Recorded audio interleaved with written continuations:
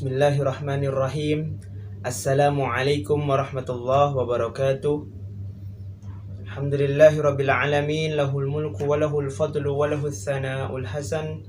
Salatu wassalamu ala asyrafil anbiya'i wal mursalin sayyidina Muhammadin wa ala alihi wa sahbihi tayyibin at-tahirin. Allahumma rzuqna al-ikhlas bin niyyati wal qawli wal amal, amma ba'du. Hadirin yang dirahmati Allah Subhanahu wa taala, kembali lagi kita di pertemuan yang ke-6 pada kajian Ramadan bab ilmu daripada kitab Mishkatul Masabih karya Al-Imamul Muhaddits Al-Khatibut Tibrizi rahmatullahu alaih. Bismillahirrahmanirrahim. Al-Faslu Tsani. Kita masuk ke pasal kedua. Kita telah selesai di pasal pertama dengan 14 hadis. Sekarang masuk ke hadis ke-15 di pasal kedua, tetap di bab ilmu. Bismillahirrahmanirrahim. Allahumma shalli ala sayyidina Muhammad wa ala alihi wa sahbihi wa barik wa sallim. An Katsir bin Qais qala kuntu jalisan ma'a Abi Darda radhiyallahu anhu fi masjid Dimashq. Faja'ahu rajulun faqala ya Aba Darda inni ji'tuka min madinatir Rasul sallallahu alaihi wasallam li hadisin balagani annaka tuhaddithuhu an Rasulillahi sallallahu alaihi wasallam ma ji'tu li hajatin.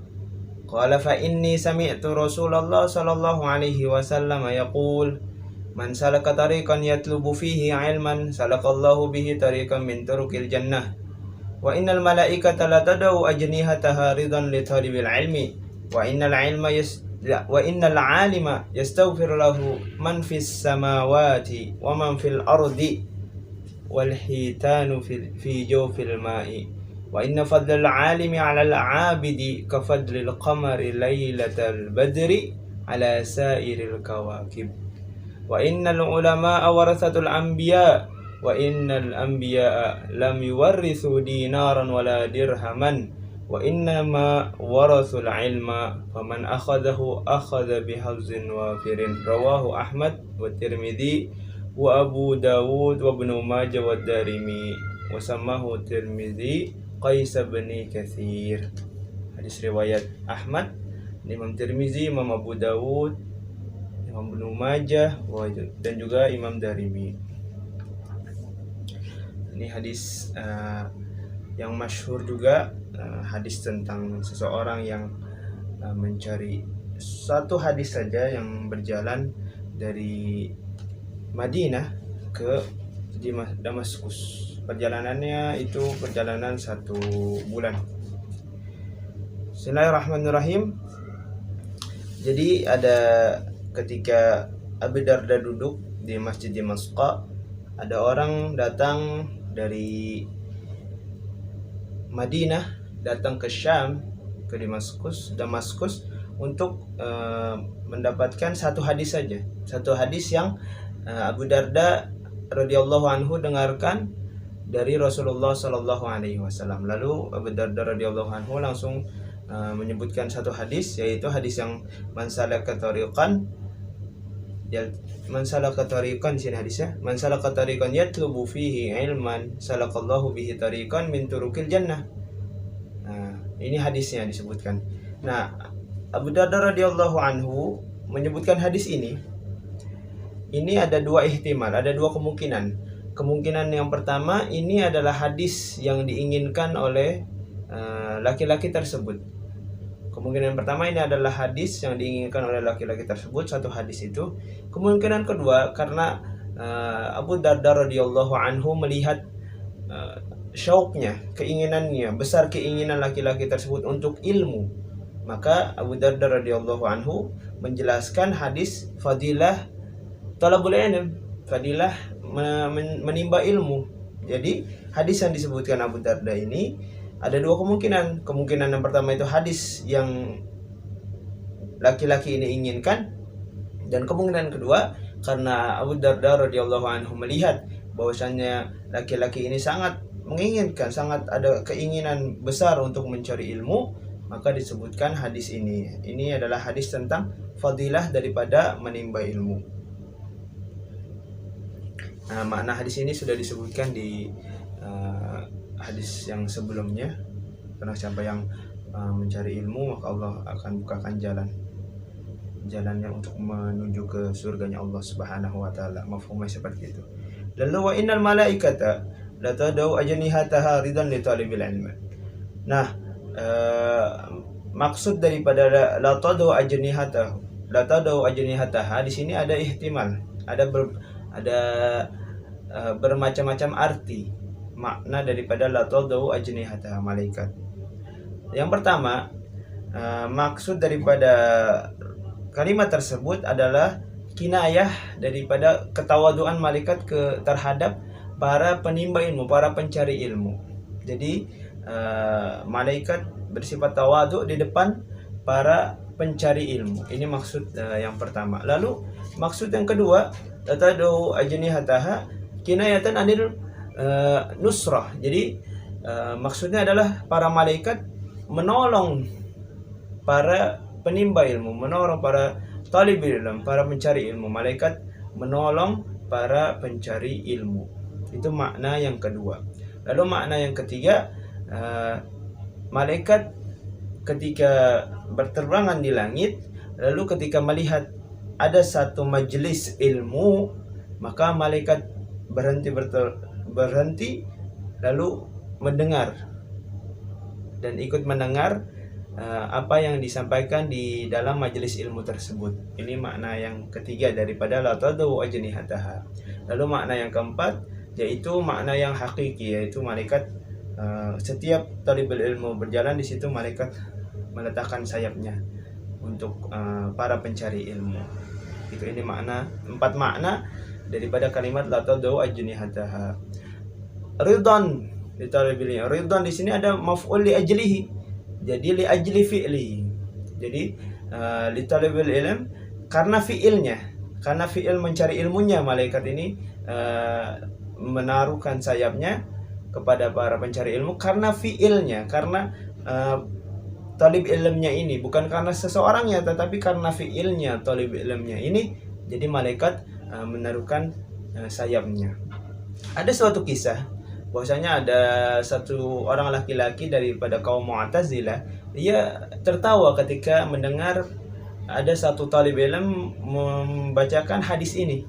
Lalu ketika selesai membacanya, orang daripada kaum Mu'tazilah ini, laki-laki ini, dia menginjak ke bumi, menginjakkan kakinya ke bumi, lalu mengatakan, ini saya sudah injak sayap daripada malaikat. Lalu setelah itu dia jatuh dan kakinya patah. Lalu sisa hidupnya di dunia setelah dia jatuh tersebut dan kakinya patah itu hanya terbaring di atas kasur, tidak bisa berdiri. Subhanallah, ini suatu kejadian yang sangat menarik, karena jikalau seseorang meremehkan para pencari ilmu, dan itu di kejadian ini adalah balasan yang sangat besar tentunya.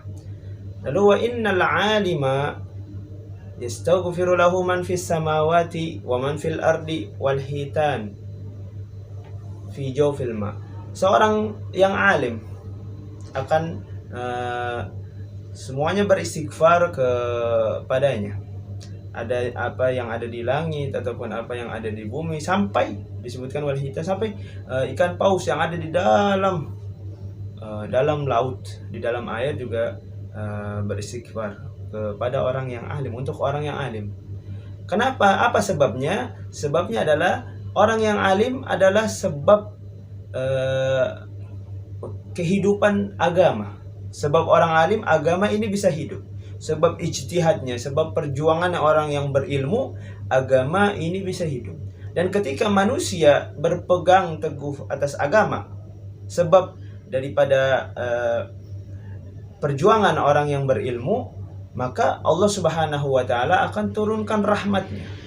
Allah akan turunkan rahmatnya kepada suatu kaum ataupun seluruh alam jikalau manusia berpegang teguh atas agama, yaitu agama Islam.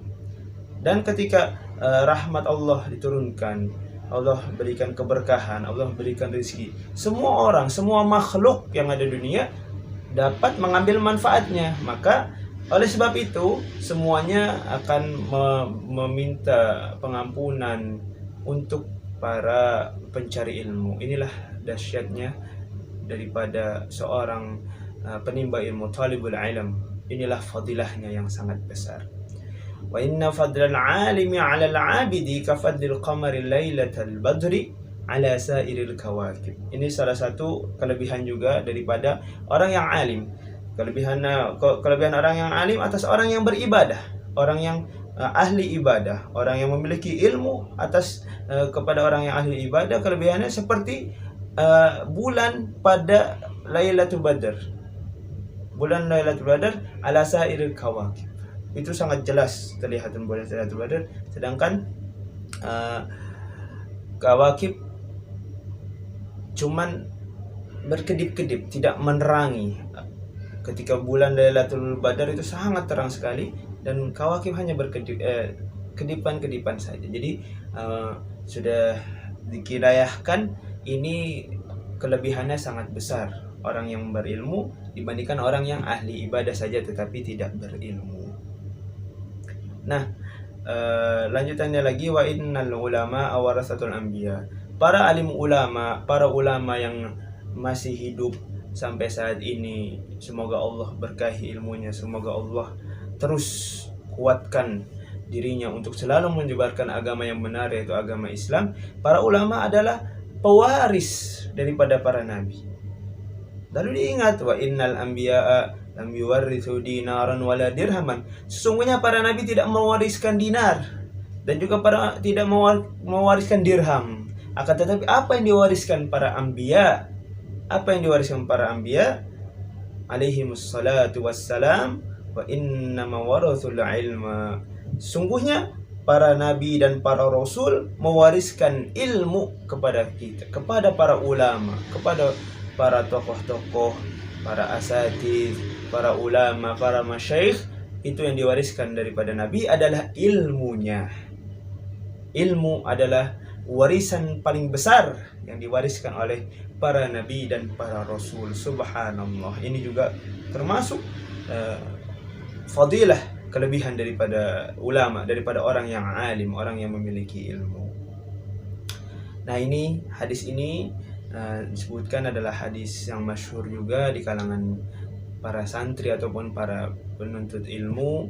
Hadis yang masyhur, yang terkenal sebagai fadilah, sebagai kelebihan orang yang memiliki ilmu. Maka kita jangan takut kalau kita memiliki ilmu tanpa ada gelar-gelar yang sangat masyhur, akan tetapi kita memiliki ilmu yang bermanfaat. Itu adalah warisan daripada anbiya dan para rasul. Itu kebanggaan dari diri kita. Maka kita miliki, kita ajarkan dan kita amalkan, sehingga warisan tersebut tidak akan pernah hilang sampai nanti akhir zaman kelak. Subhanallah, amin amin ya rabbal alamin.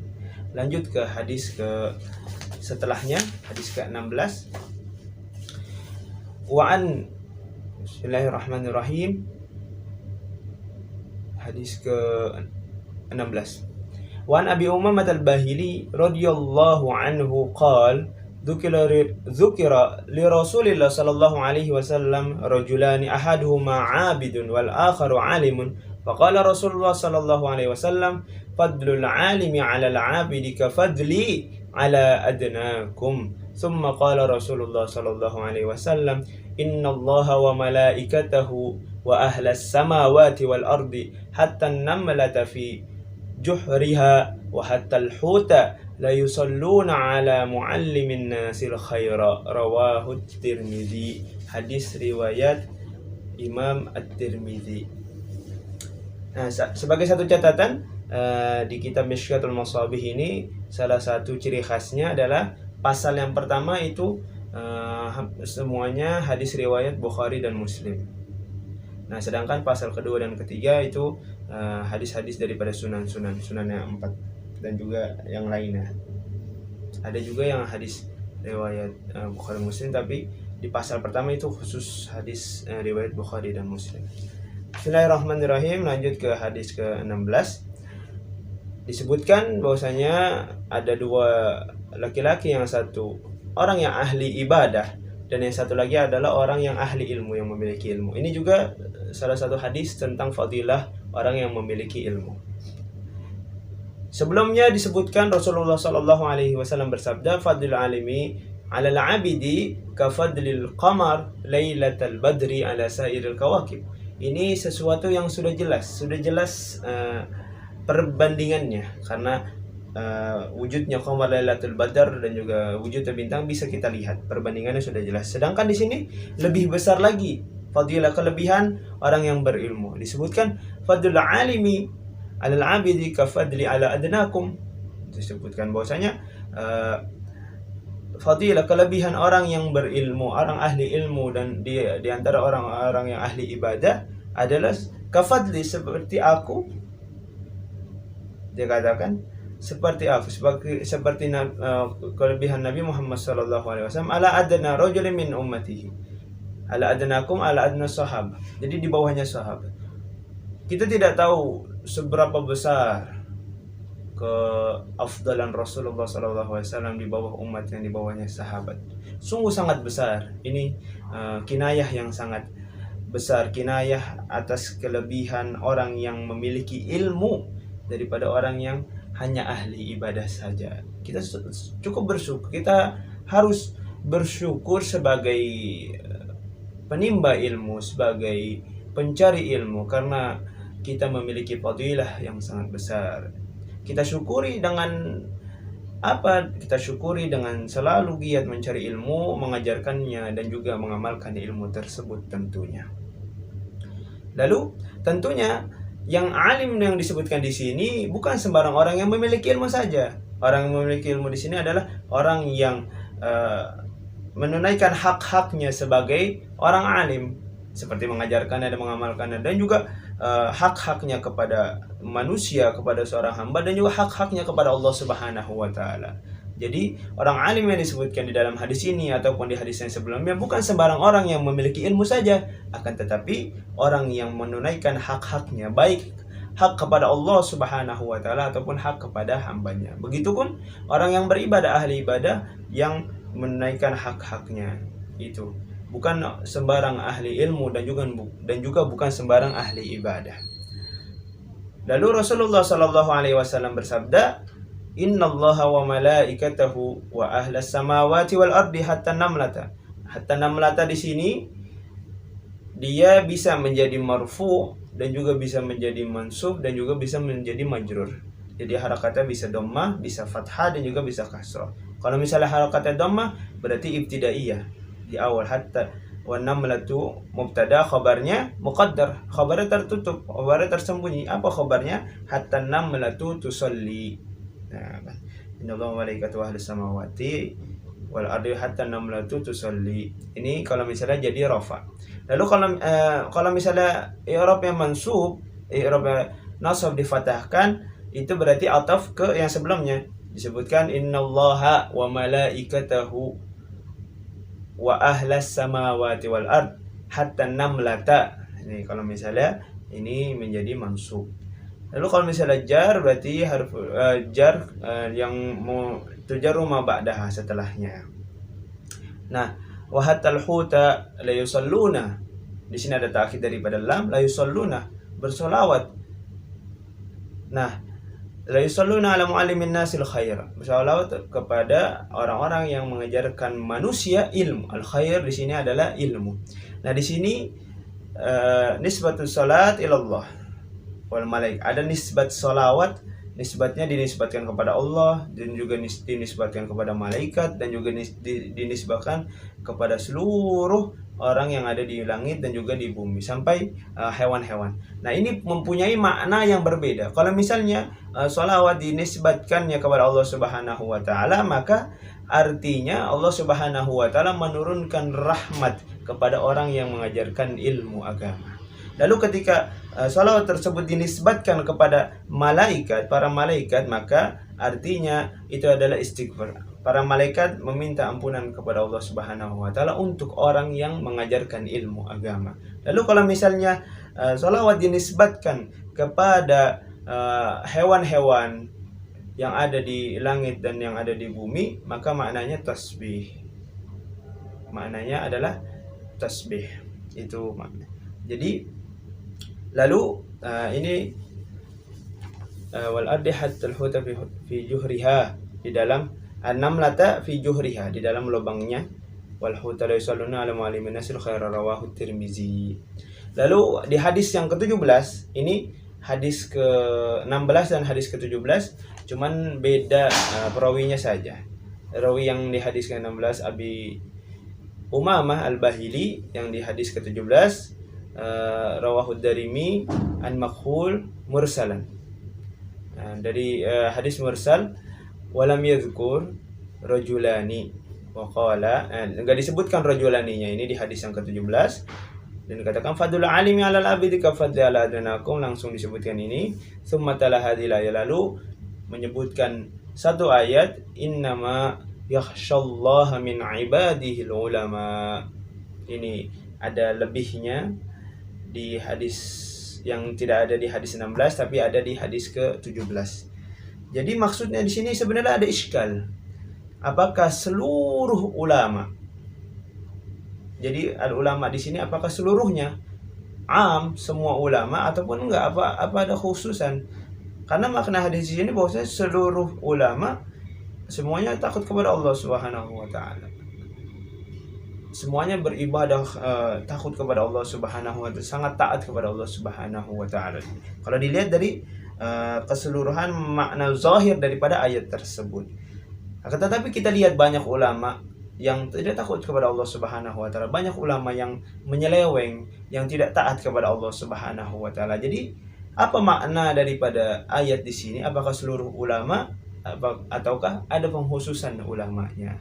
Jadi, ada jawaban di sini. Jawaban yang pertama adalah yang maksud daripada ulama di sini adalah ulama haqqani wa rabbaniyun. Adalah ulama yang selalu taat kepada Allah Subhanahu wa taala, menjalankan apa yang diperintahkan oleh Allah Subhanahu wa taala dan menjauhi apa-apa yang dilarang oleh Allah Subhanahu wa taala. Ini yang dimaksud daripada ayat innama yakhsyallaha min ibadihi ulama. Ini yang dimaksud daripada ayat tersebut. Ini makna yang pertama. Lalu makna yang kedua, ini makna ayatnya adalah ini adalah hak, termasuk hak daripada seorang yang berilmu. Bahwasanya seorang yang berilmu itu takut dan taat kepada Allah Subhanahu wa taala, karena seorang yang berilmu, yang memiliki ilmu agama, itu tahu tentang Allah Subhanahu wa taala, sifat-sifatnya yang harus diketahui, sifat Allah Subhanahu wa taala, mengetahui. Jadi ketika orang yang berilmu sudah faham tentang ilmu agama, sudah pasti orang yang berilmu itu taat dan takut kepada Allah Subhanahu wa taala. Ini makna yang kedua daripada ayat tersebut. Jadi ini 3 hadis yang disebutkan. Kesimpulan dari 3 hadis ini adalah tentang keafdalan, kelebihan daripada seorang yang sedang mencari ilmu, sedang menuntut ilmu, sedang belajar ilmu agama yang benar dan diridhoi oleh Allah Subhanahu wa taala.